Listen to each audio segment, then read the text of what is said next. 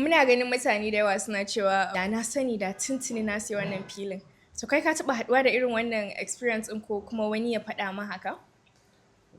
Ai ba ma wani ba ni kaina ma ina da na sanin kafin in samu kaina a mutane. Amma dai magana gaskiya da wahala ka haɗu da mutane baka ji wannan ɗin ba. Zaka ji ana daga unguwannin da aka yanka su tun 70s or 60s or 50s duk gasu nan da wanda aka yi recently a ce 10 years or 20 years ago da har ma na 5 years ago duk gasu nan. Zaka ji mutum yana cewa lokacin da aka yanka wannan fili it was just 30,000 or 14,000 or 15,000. Da ma tuntuni na siya. Yawwa sai ki je yanzu akwai I think recently wanda na coming across shine ina ga wacce unguwa ce Pompai ne lokacin even though it was government layout. So ina tunanin lokacin da aka yi wannan wani yana I think I learned that was around 20 something thousand.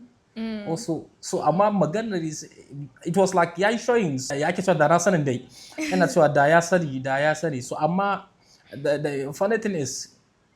wannan abu ne da ba a daina wannan da na sani kullum ana yin ta so kawai idan ka yi losing ba kai siya wancan lokacin ba to how do you not lose again ta yaya za ka koyi darasi daga wannan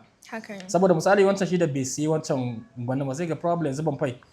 100 million ba living ta baka irin plot din da kake so so irin haka akwai unguwanni da recently 10 years ago 5 years ago even up to 30 years ago za ga unguwanni an yanka then less than 100,000 naira amma yanzu ana magana 40 million 15 million to duk gas na so abin da ke nuna shine time as time passes land value increases so a matsayinka na investor shine idan ka misu din wani opportunity akwai ragowar opportunities da suke